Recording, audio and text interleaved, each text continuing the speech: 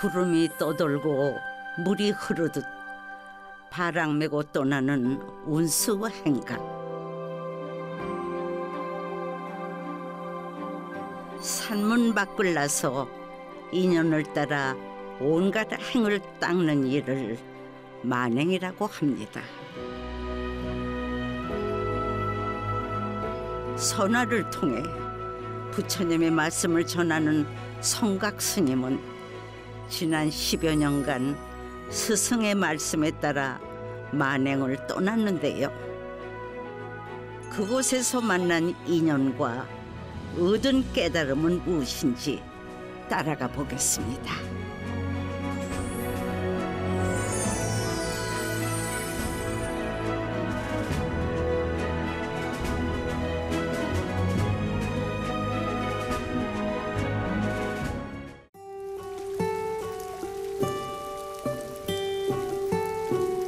가뭄을 달래주는 단비가 내리던 지난 3월, 지리산 무쇠소라는 별명으로 서리빨 같은 수행 가풍을 전했던 고산 대선사의 일주기 달해제가 쌍계사에서 봉행됐습니다.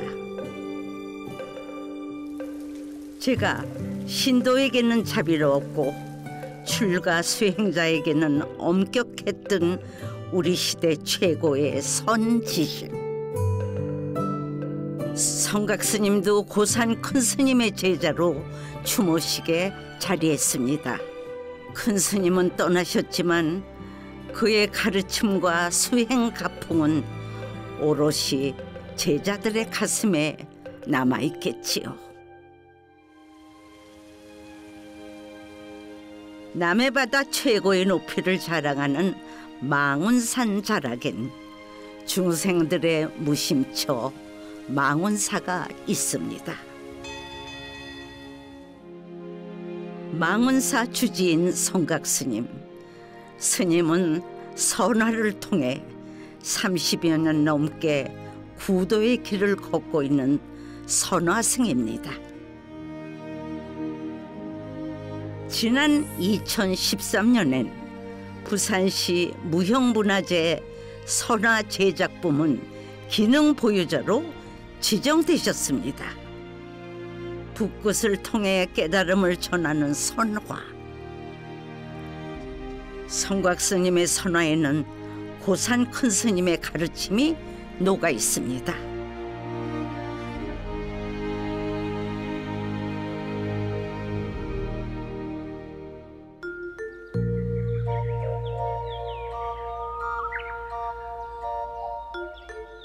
부처님의 넓은 품을 닮은 망운산. 스님은 초심을 잃지 않으려고 종종 이곳에서 참선을 하는데요. 구도자가 되겠다는 뜻을 세우고 처음 천일기도를 회향했던 곳입니다. 만물이 생동하는 봄, 겨울잠에서 깨어난 뱀이 갑자기 모습을 드러냈습니다. 뱀이 지척에 와도 미동조차 없는 성각 스님. 산매에 빠져든 스님을 어찌 한낱 미물이 깨울 수 있을까요? 성각 스님은 그렇게 앉은 채로 한 자락 산이 되었습니다. 망운사가 있는 남해 최남단에는 세존도라는 무인도가 있습니다. 고산 큰 스님을 향한 그리움을 달래려 세존도를 찾은 성각 스님. 전설에 따르면 이곳은 석가 세존께서 머물다 간 섬이라고 합니다. 불교에서 말하는 만행이란 산문 밖을 나가서 인연 따라 온갖 행을 닦는 수행의 방법을 말합니다. 만행은 곧 깨달음을 얻는 과정이기도 하지요. 성각 스님은 고산 큰 스님의 말씀에 따라 지난 10여 년 동안 멀리 외국으로 만행을 다녔습니다. 바랑 하나 등에 지고 구름 따라 물 따라 수행의 길에 올랐던 성각 스님의 만행. 걸음마다 꽃피웠던 깨달음의 이야기를 풀어볼까 합니다.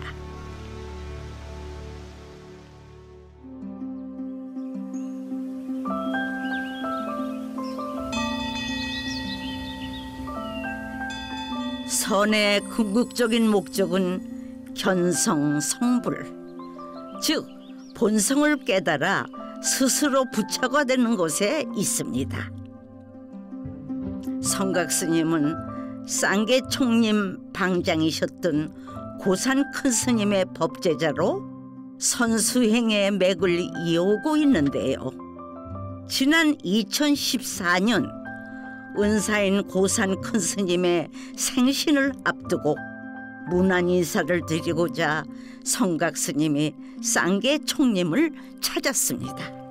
글쎄 오래오래 강령하십시오. 이제 먼 길에서 오신다고 수고가 많았습니다. 안녕하세요. 네, 감사합니다. 지난 30여 년 동안 스승의 선맥을 충실히 이어온 성각 스님. 포함으로 그 가래지 그 힘 주면 먹이 탁 해가지고 힘을 구도의 길에서 사제 동행하는 두 사람의 방 안에 어느새 은은한 묵향이 가득 퍼집니다. 너무 좋습니다. 좋습니다. 이번에는 성각 스님이 붓을 들어 화답합니다. 저렇게 돌아가. 많이 쓰니까 뭐 완전히 달편이다. 조계종 점계 대화상이셨던 고산 큰 스님. 평소 스님들이 지켜야 하는 계를 내려주시는 분으로 대승불교의 수행 덕목인 욕바라미를 강조하십니다. 야, 육바라밀에다가 나는 하나 더 붙였다 이렇게. 그리고 어째 스님 하나 더 붙였습니까? 요즘에 전부 서양 풍조가 들어와 가지고는 말이야. 월, 화, 수, 목, 금, 토, 일 이란다 이게요. 그러면 토요일까지는 이게 이제 육바라밀이 해당되는데 일요일 전신에 놀아가 되겠느냐 이렇게 하는 거예요. 그래서 자기가 하나 더 맹글었는데 그 뭐 만들었습니까? 아, 만행하락했다 이렇게 하죠. 그러니까 일주일은 이제 토요일까지는 육바라밀이고, 일요일 마지막 날은 말이지 만행해라. 그것도 괜찮습니다 이겠지.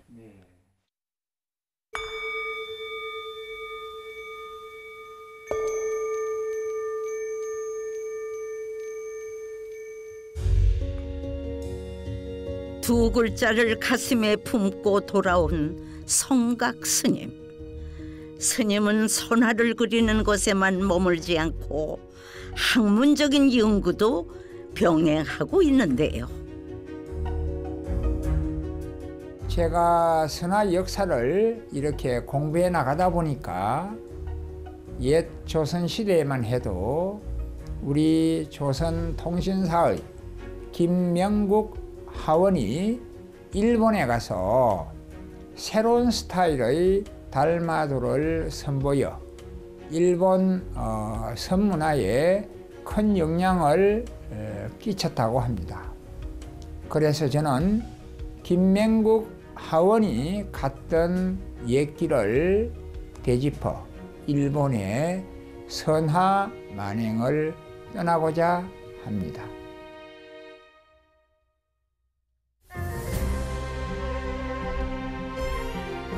조선 중기 조선의 조정에서 일본 막부에 파견했던 공식 외교사질 조선 통신사. 당시 화원이었던 김명국은 1636년과 1643년 두 차례에 걸쳐 조선 통신사로 임명돼 일본을 방문했지요. 그는 강렬한 인상의 달마도를 선보여 조선 선예술의 우수성을 알렸습니다. 지난 2014년 조선통신사 화원이었던 김명국의 발자취를 따라 일본으로 만행을 떠나온 성각스님. 일본의 천년 수도 교토로 향했습니다. 1600년대 당시 통신사의 눈에 비친 교토는 한마디로 거대한 사찰의 도시였는데요. 특히 절벽 위에 세워진 사찰 기요미즈테라의 경치가 장관을 이룹니다. 통신사 사절단들이 이 사찰까지 와가지고 함께 시를 쓴다든지 시를 연다든지 그림을 그린다든지 같이. 한국의 우리 전통적인 문화에 대한 소개 같은 것도 여기서 다 이루어졌던 그런 역사적인 의미가 있는 곳이죠. 예, 현장이다. 이 사찰에는 명소가 있는데요. 세 줄기로 떨어지는 물을 받기 위해 관광객들이 길게 줄을 서 있습니다. 네, 하나는 지혜를 얘기하고 하나는 사랑을 얘기하고 또 하나는 장수를 얘기합니다. 그러니까 보시다시피 한 사람도 세 가지 물을 동시에 다 마시지 않습니다. 그게 우리 불교에서도 뭔가 의미가 있을 것 같습니다. 힘과 진심과 치심 이 세 가지를 경계하듯이 아마 여기에 그 흘러내려오는 이 물줄기가 세 가닥으로 흘러내려오고 있잖아요. 그러니까 이제 이거는 제일 처음이 지혜롭고 그 다음에 사랑과 오래 사는 스님장원 이걸 다 의미하고 있습니다만은 결국은 선택은 자유잖아요. 그 마음을 비우는 것도 가벼이 비워서도 안 되는 줄 알면서도 비워내야 되는 정신. 그거는 사람을 편안하게 하기 때문이죠. 기요미즈테라의 물줄기는 마음을 비워야만 비로소 얻어지는 선의 정신과도 맞닿아 있습니다. 일본의 불교 문화유산으로 전해지고 있는 건축, 정원, 회화 작품들은 대부분 임재계 선승들이 창조한 예술이라고 합니다. 그중 교토의 대표적인 임재종 사찰인 요안지를 찾았는데요. 이것은 돌과 모래만으로 선의 경지를 표현한 정원이 유명합니다. 일본 선예술의 정수를 보여주는 키레산스이 정원. 바다를 상징하는 흰 모래 위에 놓인 15개의 바위들은 그 어떤 위치에서도 한 번에 보이지 않는 것이 특징입니다. 인간은 완벽한 존재가 아니며 한 번에 모든 것을 이룰 수 없다는 선의 정신을 시각화한 것입니다.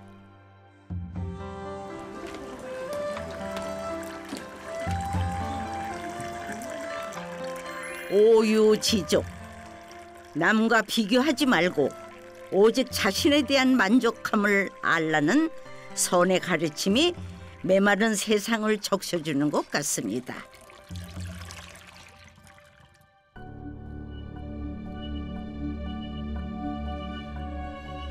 조선에서 일본으로 전파된 선예술의 역사를 뒤집어 본 만행. 일본의 마지막 목적지는 바로 김명국 화원의 작품이 소장되어 있는 고려 미술관인데요. 이것은 제1동포 실업가였던 고 정조문 선생이 30년간 수집한 우리 문화재 1700여 점을 혼납해 세운 미술관입니다.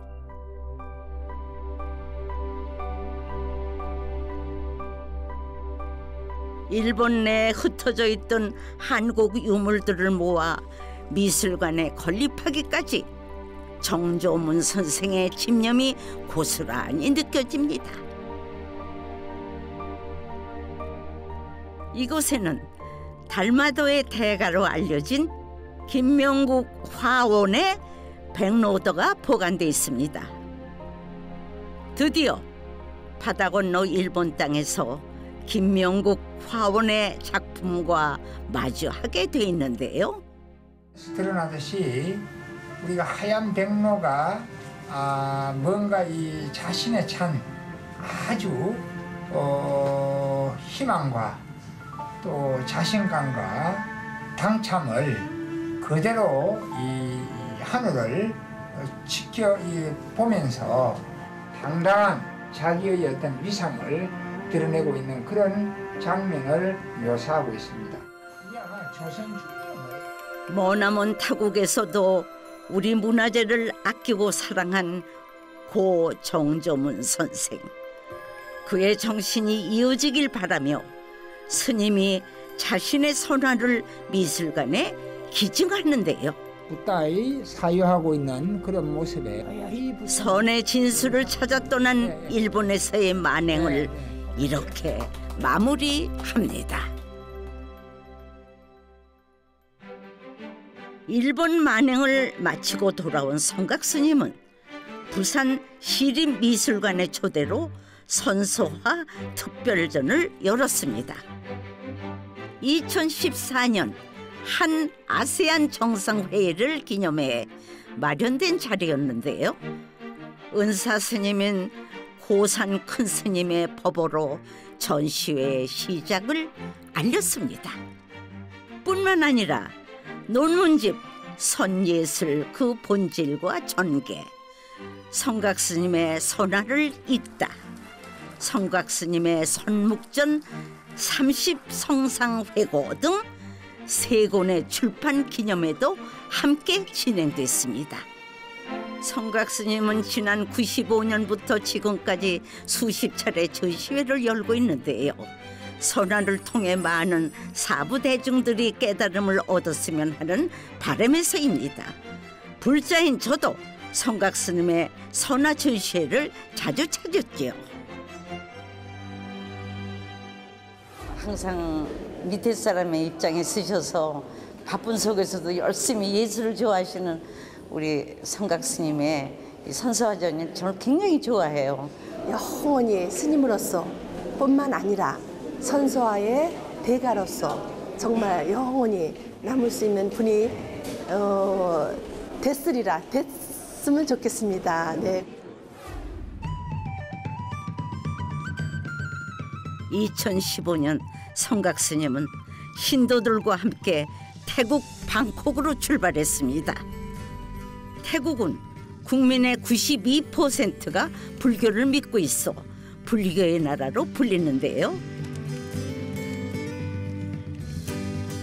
태국의 불교는 한국의 대승불교와 달리 남방불교 또는 상자부 불교라 불리며 고대 인도어인 팔리어로 전승된 불교 경전을 정통으로 인정하고 있습니다. 태국 방콕에서 북쪽으로 1시간을 달려 아유타야 지역으로 향한 성각스님. 태국 최초의 대학이자 세계 최대 불교 대학이라 불리는 마하출라 롱콩 대학교에 도착했는데요.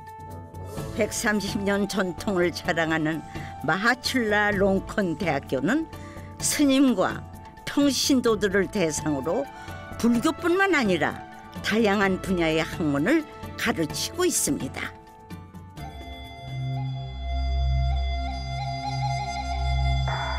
마하출라 롱콘 대학교에 도착해서 가장 먼저 대강당을 찾은 성각스님. 조용히 강당 안을 둘러보니 지난 2008년 이곳에서 태국 승왕으로부터 명예의 교육학 박사 학위를 받은 기억이 떠오릅니다.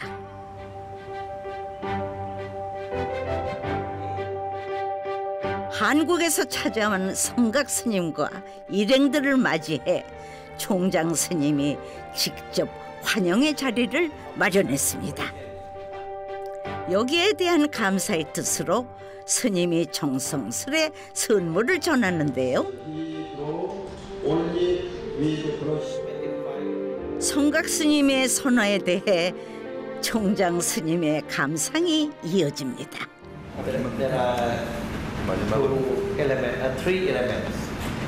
One is simplicity.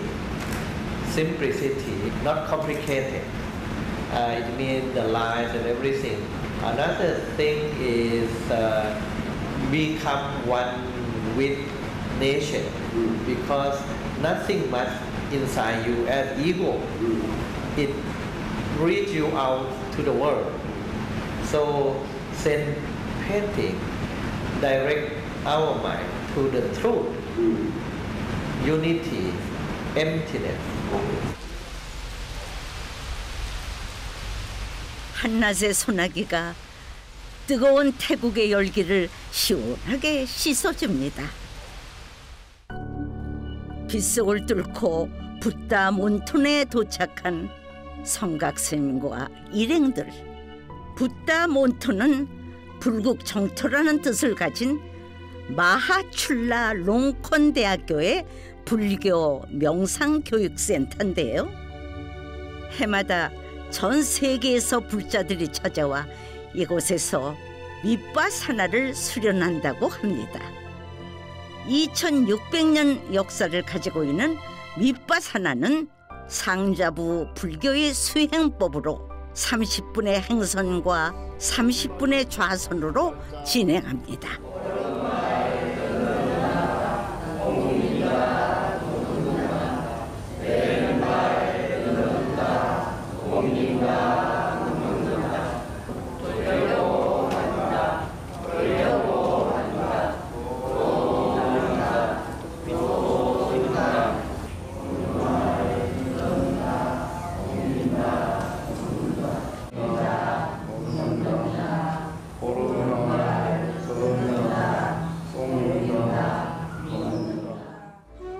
하나의 화두를 가지고 자리에 앉아 깊은 선정에 들어가는 참선과 달리 윗바사나는 현재 내 몸, 내 마음에서 일어나는 것들을 관찰하는 것에서부터 시작되는데요. 과거도 없고 미래도 없는 영원한 현재, 현재에 집중해 삼매에 들다 보면 일순간 깨달음을 얻을 수 있지 않을까요?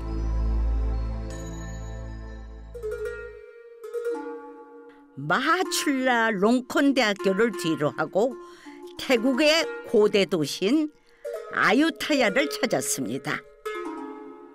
도시 전체가 유네스코 세계유산으로 기록된 아유타야는 14세기부터 18세기까지 번영을 누렸던 아유타야 왕국의 수도인데요.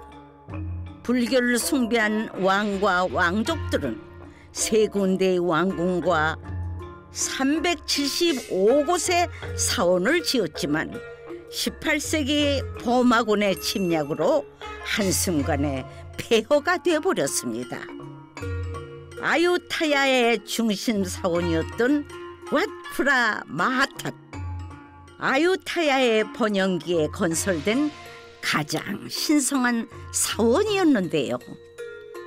하지만 지금 무너진 절토와 파괴된 불상들을 보니 세월의 무상함이 절로 느껴지네요. 여기는 손, 가슴, 팔,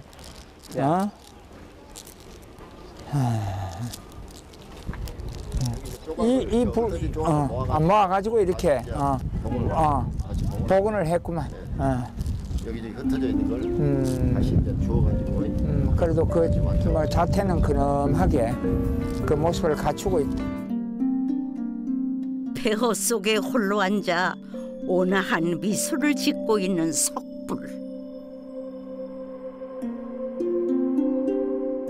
거기서 조금 더 걸음을 옮기면 무화과 나무 뿌리에 얼굴이 감겨있는 불상을 만나게 됩니다.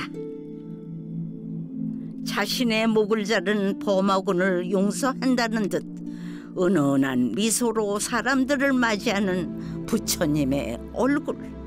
그 자비로움에 성각스님은 한동안 자리를 뜰 수 없었습니다.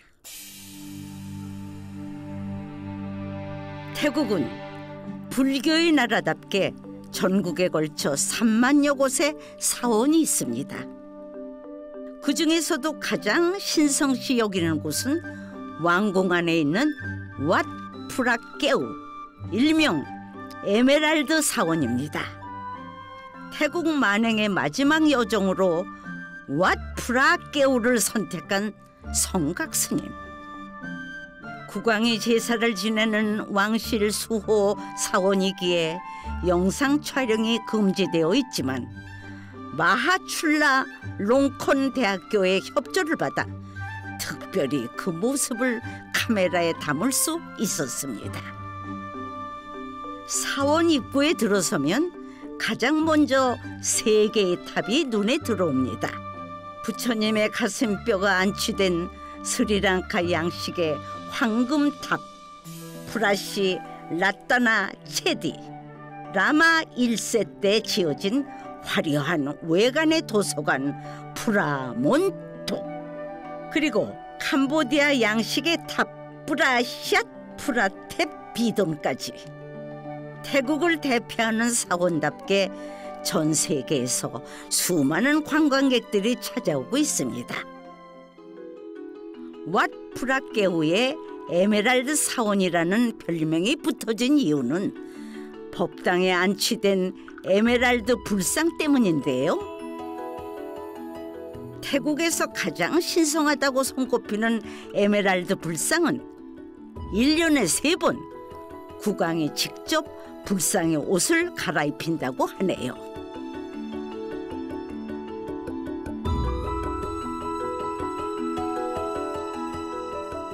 왓 프라 깨우를 벗어나 왕궁을 거쳐 10분 정도 걷다 보면은 방콕에서 가장 오래되고 가장 큰 규모의 사원 왓포가 나타나는데요. 아유타야 시대인 16세기에 건립된 곳으로 태국 최초의 대학교가 생긴 곳이기도 합니다. 이곳의 가장 큰 볼거리는 본당에 모셔진 와불입니다. 본당 안으로 들어서면 먼저 그 크기에 압도당하는데요. 스님, 이 불상은 굉장히 웅장하게 보입니다. 그런데 이 불상을 언제 조성을 하게 됐나요? พระนอนองค์นี้สร้างในสมัยรัชกาลที่ 3 ความยาวตลอดพระองค์ 46 เมตร สูงเฉพาะพระพักตร์ 15 เมตร ฝ่าพระบาทยาว 5 สูง 3 เมตร เป็นพระนอนที่มีความยาวเป็นอันดับ 3 ของประเทศไทย แต่ความสวยงามนั้นเป็นอันดับ 1 ของประเทศไทย พระนอนองค์นี้ความมหัศจรรย์อยู่ที่พระเนตรของพระ เมื่อเรายืนที่พระบาทเราจะเห็นพระเนตรของพระมองลงมาที่เรา 시공을 초월해 진리를 얻고 깨달음을 얻은 후 편안하게 열반에 드신 부처님의 모습. 어디서든 중생들을 지켜보는 듯한 석가모니의 오묘한 눈빛. 그 모습 앞에 절로 고개가 숙여집니다.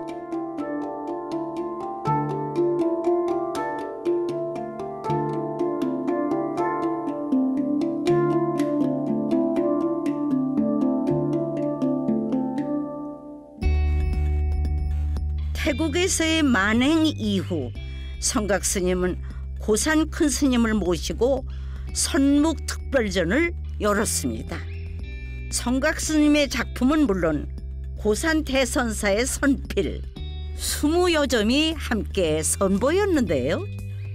고산 큰스님께서 자리하셨습니다.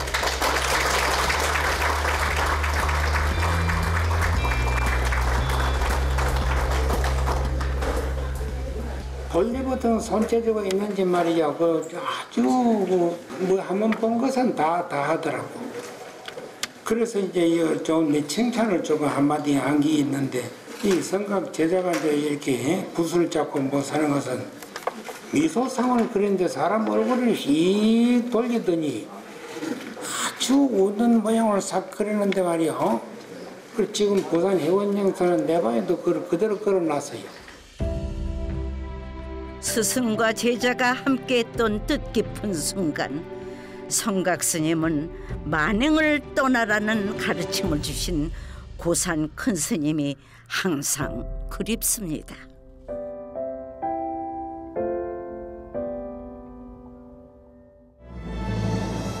때로는 서리빨처럼 매섭고 때로는 어머니처럼 자비로웠던 고산 큰 스님을 떠올리며 성각스님은 관세음보살의 성지인 중국 보타 낙가산으로 향했습니다. 보타산과 낙가산, 두 개의 작은 섬으로 이루어진 중국의 보타락가산. 섬의 규모는 우리나라의 동단위로 작지만 1년에 700만 명이나 찾아오는 불교 성지입니다. 그 중에서도 가장 규모가 큰 보제선사를 찾았는데요. 수많은 중생들의 영혼을 구한다라는 뜻의 보제선사는 보타낙가산 제1의 사찰로 불립니다. 아주 대단하구나. 굉장해.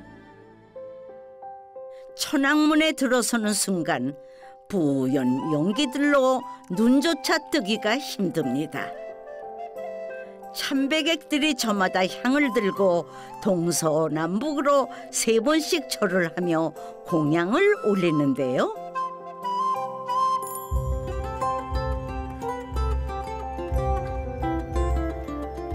천왕전을 지나 원통보존으로 향하는 성각스님. 관세음보살님께 예를 갖추어 기도를 올립니다.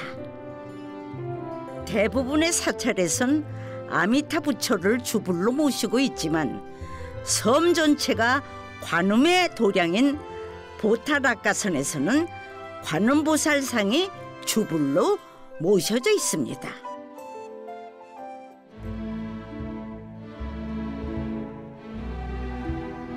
또 다른 목적지를 향해 발길을 옮기는 성각스님. 관음의 성지답게 어디를 가나 순례자들로 붐비래요. 그중 유독 눈에 띄는 한 여인이 있는데요. 삼보일배를 하고 있는 참배자입니다. 일보의 부처님께 귀의하고, 이보의 진리에 귀의하고, 삼보의 스님들께 귀의한다는 삼보일배. 이토록 정성을 다해 그녀가 찾는 곳엔 무엇이 있는 걸까요? 성각스님의 눈에 들어온 것은 바로 보타락가산의 상징이라고 불리는 남해 관음상입니다. 보타산의 동남쪽 가장 높은 곳에 자리한 남해 관음상은 그 규모 면에서 중국에서는 으뜸이라고 하는데요. 자비의 화신으로 중생들의 간곡한 부름에 어디든 나타난다는 관세음보살. 뜨거운 불길 속이든 매서운 풍랑 속이든 그 이름만 불러도 살 수 있다고 하니 이토록 많은 중생들이 관음보살을 찾는 게 아니겠습니까? 보타락가산에 처음 불교가 들어온 곳은 당나라 시대 인도의 이름 모를 스님이 이 섬에서 관세음보살을 친견했다는 소문이 전해지면서부터입니다. 그리고 50년 후 일본의 승려 해악이 관음보살상을 모시고 일본으로 가려는데 갑자기 풍랑이 일었다고 하는데요. 일본행을 포기하는 해악은 이곳에 법당을 짓고 관음부를 모셨습니다. 그곳이 바로 이곳 보타락가산 최초의 사원 붉은고 관음원입니다. 붉은고 관음원에는 신비로운 풍경이 있습니다. 바로 이곳에서 바라보는 낙가섬의 모습인데요. 머리부터 발끝까지 마치 바다 위에 누워있는 관세음보살의 모습을 하고 있는 낙가섬. 오직 보타섬에서만 이런 형상을 볼 수 있다고 하니 신기할 따름입니다. 이 얼마나 참 아름다운 행상을 제대로 지금 갖추고 계시는 거예요. 아마 우리 중생이 이제 그런 깊이를 알 수 있다 하면은 정말 심의의 바다를 건너서 마침내 열반의 언덕에 도달할 수가 있다. 아, 정말 참 이 대단한 곳에 왔다 하는 것을 내가 느끼고 있습니다. 보타섬에서 바라보는 낙가섬의 모습. 관세음보살이 헌신한 듯한 착각마저 드는데요. 실제로 당신을 애타게 찾는 중생들을 위해 낙가섬의 형상으로 누워 계시는 건 아닐까요?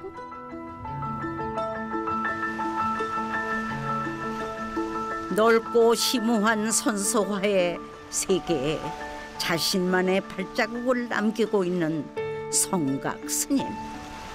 불자라면 누구나 보고 싶어 하는 관음의 성지를 둘러보니 감회가 남다릅니다.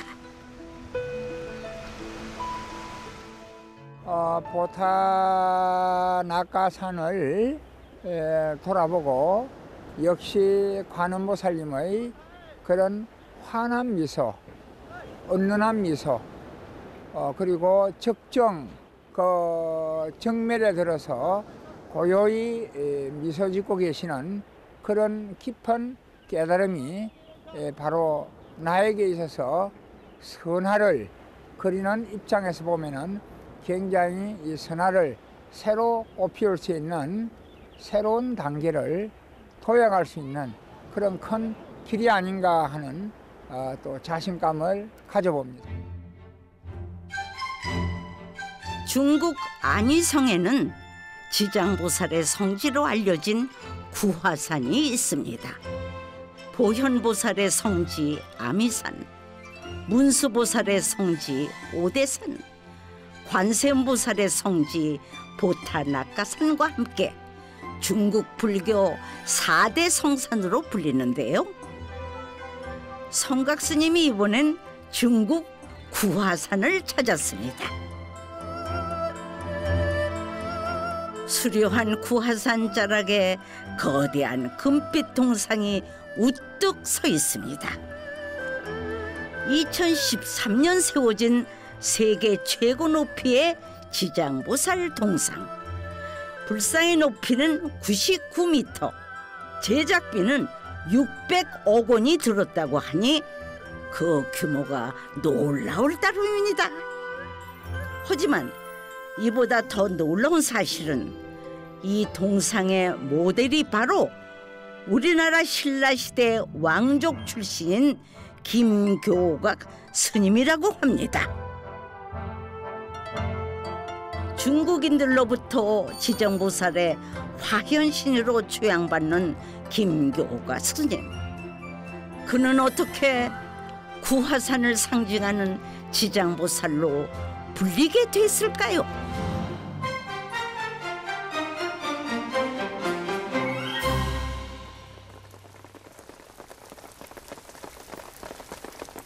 구화산에 비가 내립니다. 산 곳곳에 노란색의 사찰들이 눈에 띄는데요. 구화산에는 97개의 사찰이 있다고 합니다.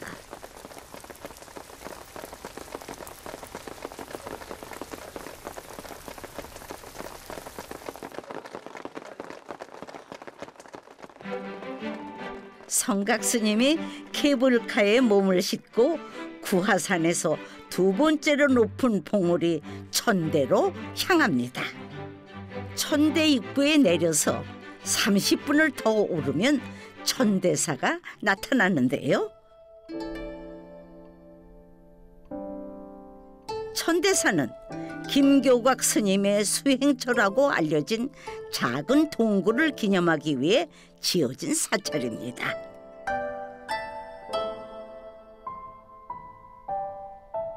천대사 뒤편엔 작은 법당이 하나 있습니다. 바로 지장보살상을 모셔놓은 지장전인데요. 김교각 스님을 생각하며 참배를 드리는 성각 스님. 신라 성도광의 아들로 태어난 김교각 스님은 출가 후 716년 중국 구하산으로 건너와 수행을 시작했다고 합니다.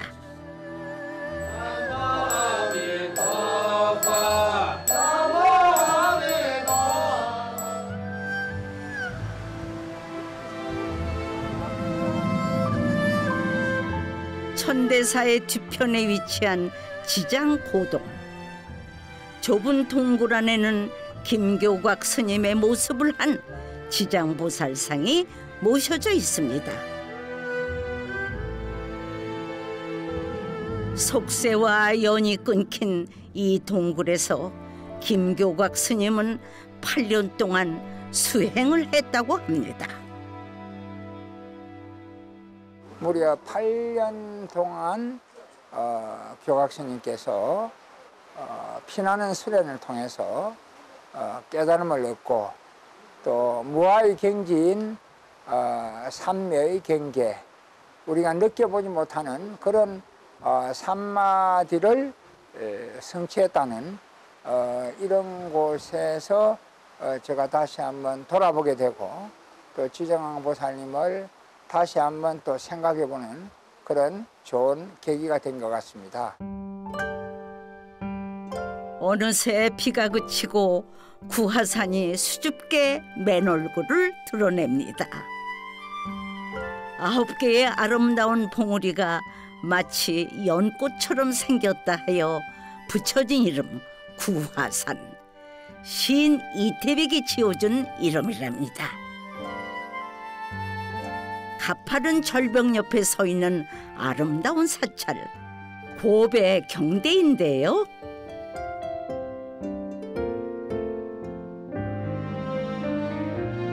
고배경대는 김교각 스님이 화엄경을 독경했던 곳으로 신비롭게도 그의 발자국이 이곳에 남아 있습니다.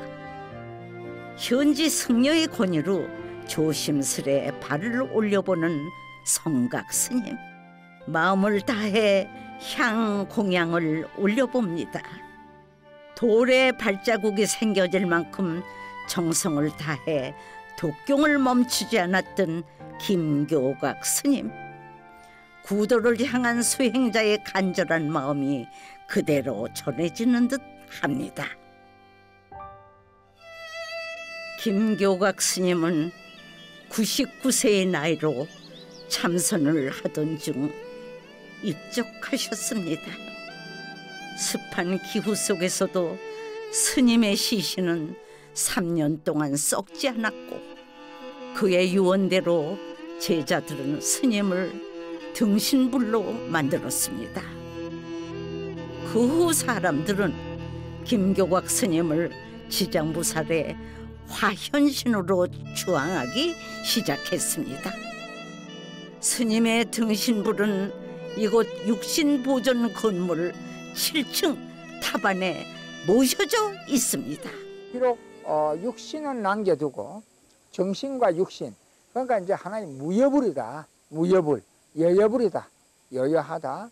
항상 존재한단 말이거든. 내라는 존재는 이 세상에 다 사라졌지만 그래도 내 하나의 육신불, 등신불 자체는 많은 중생들로부터 하나의 그 족적이 되고 또 귀감이 되고 또 이렇게 또 첨례함으로 해서 얻는 이익도 대단할 것이다 라는 것을.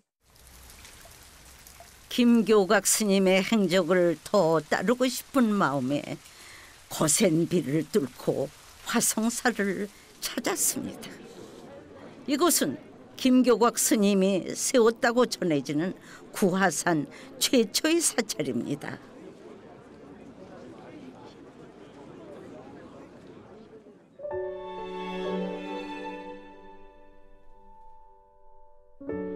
참배를 마친 후 도량을 둘러보는 성각 스님. 화성사에는 김교각 스님의 유품이 남아 있습니다. 제법 커 보이는 신발과 보관, 기록에 따르면 김교광 스님은 2m가 넘는 키에 장정 10명을 상대할 정도로 기골이 장대했다고 합니다. 그는 신라에서 당나라로 넘어올 때 벽시와 차 그리고 삽살개를 가지고 왔다는데요. 차와 벽시는 중국의 가난한 사람들을 구제하기 위해, 그리고 삽살개는 외로운 수행길에 길동무를 하기 위해 데리고 왔다고 합니다. 살아생전에 이미 김지장왕이라고 불렸다는 김교각 스님. 성불보다 가난한 사람들을 먼저 구제하려는 모습에서 중국인들은 자연스레 지장보살을 떠올렸을 것입니다.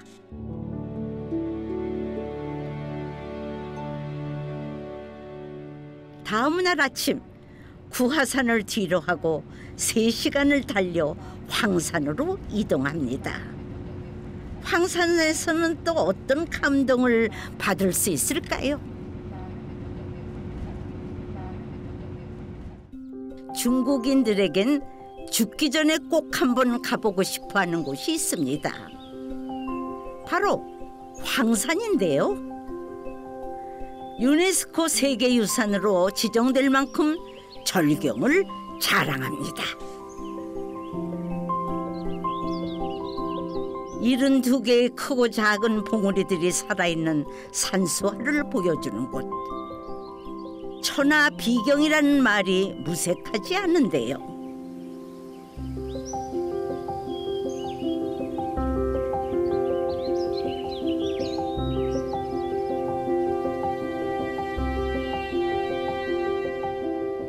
(1년에) 300일은 비가 온다는 우려와 달리 오늘은 날씨까지 맑습니다. 내딛는 걸음마다 절경이요, 지나는 발길마다 그림 같은 풍경들. 이야, 그야말로 감탄이 절로 나옵니다.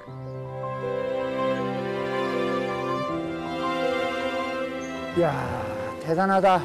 어? 기암괴석이 이렇게 절비하게 형제처럼 이렇게 서서, 야, 세상을 다 이렇게 아우르고 있는 것 같아. 기기묘묘한 바위들과 소나무, 구름이 함께 그려내는 선계의 풍경이 바로 눈앞에 펼쳐집니다. 이야, 저기는 바로 달마 대사와 해가가 딱 있는 모습이다. 그러니까 달마 대사에게 해가가 법을 구하고 있는 장면 같아. 해가가 도가 무엇입니까 하고 물으니까 달마 대사께서 없다, 무, 공, 이와 같은 말씀을, 법을 전하고 있는 모습 같아. 이야, 그 대단한 그 모습을 갖추고 있구나. 황산은 4학년 동안 무너지고 쌓이고를 반복해 오늘의 모습이 되었습니다. 어쩌면 황산은 이미 오래전에 성불을 이뤘는지도 모르겠습니다. 황산을 찾은 당대의 시인들은 그 풍경의 할 말을 잃고 화가들은 붓을 놓았다고 합니다. 그만큼 황산은 중국의 문예가들에게 깊은 영감을 주었는데요. 시인 이태백이 던진 붓이 바위가 되었다고 전해지는 몽필생화. 몽필생화로 그린 풍경은 과연 어떤 모습일까요?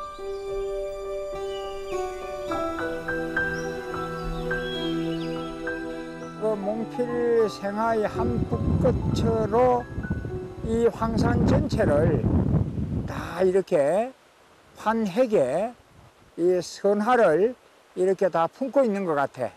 저기 보면은 바로 그 부처님이 자정하고 계시면서 이 몽필 생활을 딱 마주하고 있고, 저 뒤에도 많은 부처님 모습을 한 불상들이 가득히 이 몽필 생활을 전부 다 주시하고 있는 모습이거든.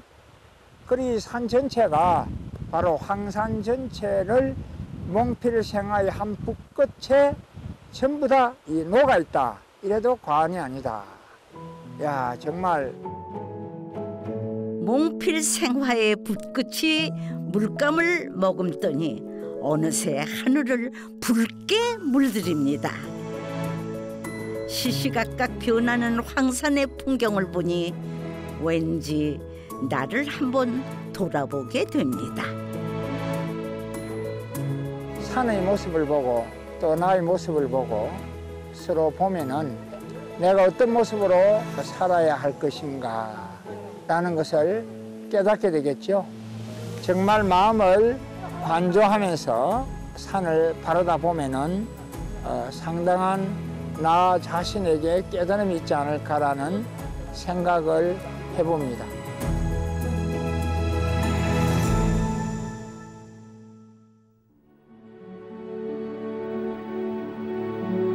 마치 꿈길을 걸었던 것처럼 느껴지는 보타, 낙가산, 구하산, 황산에서의 만행. 이대로 돌아가야 한다는 사실이 무척이나 아쉬운데요. 황산으로의 만행을 끝으로 5년의 세월이 흐른 지금 고산 큰 스님은 자리에 안 계십니다. 그러나 만행하라는 고산 큰 스님의 말씀을 가슴 깊게 되새기며 새로운 운수행각의 길을 꿈꿔 봅니다. 불교라는 것은 사실 따지고 보면은 이게 전부 다 자유와 해탈이거든요. 그 자유롭게 외고의 문화나 문물 이런 역사를 돌아보고 이런 것들이 전부 다 깨달으면 다가올 수 있기 때문에 만행을 통해 가지고 좀 더 깊이 있는 그런 깨달음으로 다가왔으면 좋겠다.